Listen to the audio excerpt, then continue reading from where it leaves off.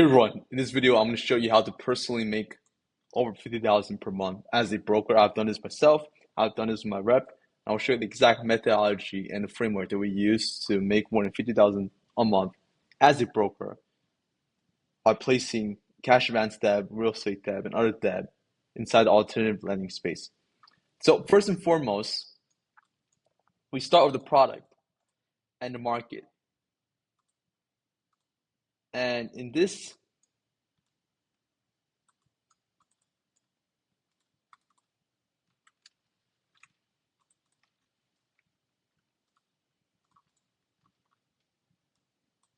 space, I'm going to be talking about the merchant cash advance.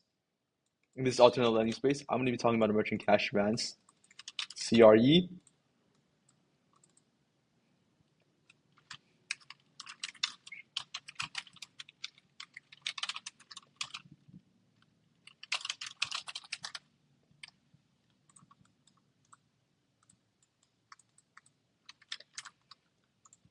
and ABLs. Now, for those of you who don't understand any of these languages, the merchant cash advance is what an MCA is. This is a short-term loan for businesses. You're thinking cash advance. You're thinking a weekly payment, a daily payment, a sub 12-month debt, short-term funding for businesses, similar to a bridge loan in a real estate transaction where it's 12 months to 36 months. And a CRE is just an acronym for commercial real estate loan. And then ABL is asset-backed lending. Think your equipment leaseback deals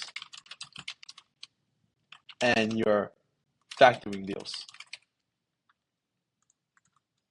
Now, these are the products that I personally work with. So when I say how to make 50K per month as a finance broker, as a private credit broker, these are the products I can best explain to you. Now, there's also lines of credit and other products, 0% credit cards, but I would not recommend any of those products because the amount of money you make per transaction is typically lower. And these products, in my opinion, are easier to get done and they pay more. 0% credit cards, there's a million people doing it, and it's really not that special. You also can't build a book of business where you can invest your money into later. With cash advance, you can actually put your money into the deals, and that's where you make your real yield. This is where you're going to actually make real money. So I personally would work with these three products. And the next thing we want to cover is the clients. Because it doesn't matter how much you know about the products if no one's buying it from you. So if you're a complete beginner, which I assume you are since you're watching this video, you should watch my other videos as well, where I talk about email marketing, cold calling, Facebook ads, and etc. But in the beginning, you should just pick one channel. In my personal opinion, you should do cold outbound.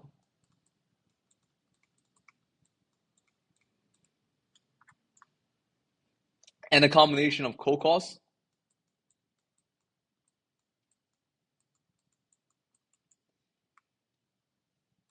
and cold email.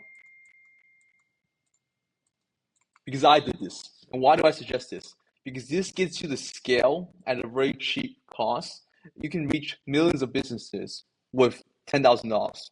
You can reach thousands of businesses with a few $100s. So anybody can start this process with cold email and get a bunch of clients on the appointment.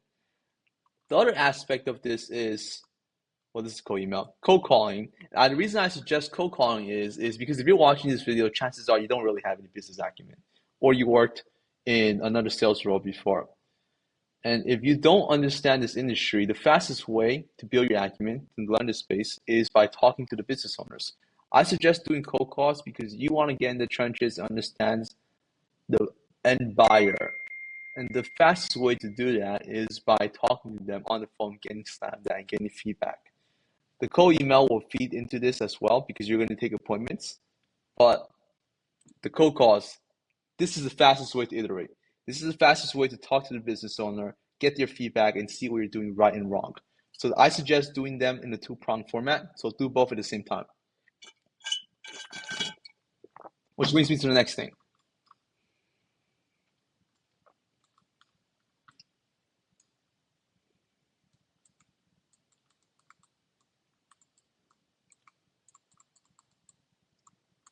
your optimization. Now, this is where you start understanding your closing rates, your lead flow, and I'm going to take the time here to circle back to clients for a second here because some of you will have no contacts, nobody you can cold call, no access to information, and no idea where to start this entire process. And if that's you, then you can actually buy data from Apollo or MCA data brokers. And the reason I suggest MCA data brokers is because these products hit really hard with MCA borrowers. MCA borrowers are typically used to taking 40% interest money, not interest, 1/4 factor rate. So it's actually like 200% interest money. And 2% APR money. And when you offer a 30-year 11% fixed loan or a ABL that's priced at 2% per month, that's something they're very receptive to. And that's something that you can use to get in the client and then eventually give him an MCA down the line when he needs immediate capital. But to get access to this data, use Apollo, largest data platform. They get everything from LinkedIn. That's another story. And use MCA data brokers. If you don't have any MCA data brokers, you can just search up DataAxle, which I don't personally use. I just heard good things about. If you want access to my personal vendors, you can also DM me and I can put you in touch. But that is what you want to think about when you're looking at MCA borrowers. A lot of the borrowers here in this space are getting a bunch of emails and calls for MCA specific products. But if you are able to transcend beyond that and offer them an alternative that they're receptive to, they'll go with you for the MCA as well. That's something that we do often. The next thing I want to talk about is optimization, which is conversion rate. I know that I close at 21%. That means that if I have 5 MCA approvals, not appointments, we're to do different things. Approval slash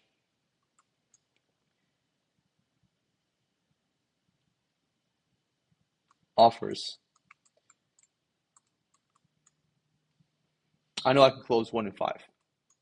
And to get the approvals, whether this ABL approvals or MCAs or CRU approvals, I close at 21%. To get the approvals, you want to take a step beyond that. How many approvals do I get from an application? And for me, the answer is 60%. Around 60% of my application actually get an offer.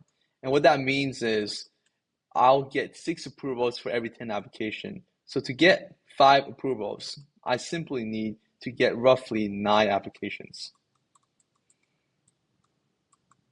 But how do I get 9 applications? The way I get 9 applications is very simple. By talking to, let's say, 20 different prospects on an appointment. Because I know that around half my appointments convert to application. A little less than that. So that's why I'm saying 20% instead of 18. So 20 application, how many leads do I need to talk to on the phone to book the appointment? Well, I know that my appointment booking rate for my paid ads is 66%. From my emails is 10%. And that is the number that I'm looking at. I know that I need 200 leads from email to get 20 appointments or one deal. And that is the number that you want to look at. How do I know the entire cycle? How many leads do I need to get? And where should I optimize?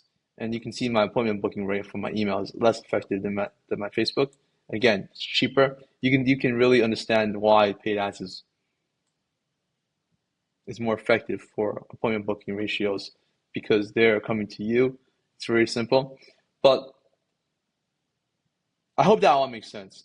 I know this video is pretty rough. So if you're watching this and you're a little confused, just put the comments down below and I'll address these points specifically.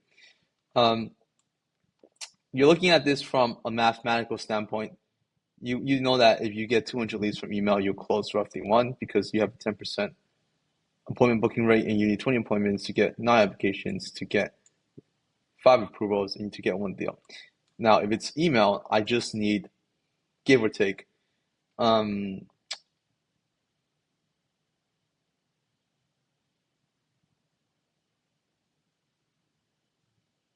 27 27